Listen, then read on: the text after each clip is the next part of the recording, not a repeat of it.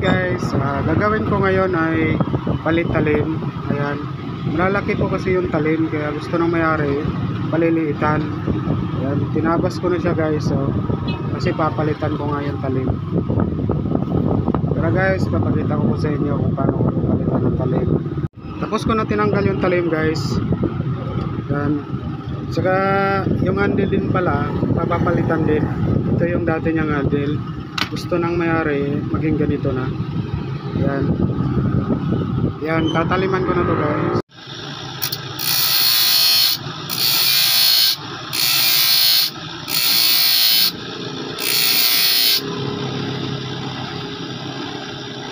Medyo maliit lang yung talim guys, pang finishing lang po.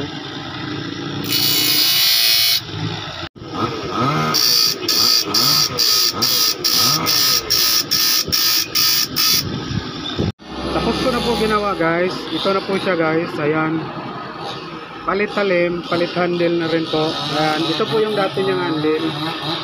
Ito na po ngayon. Ayan guys, maliliit na po yung talim guys, pang finishing na po, pang plywood.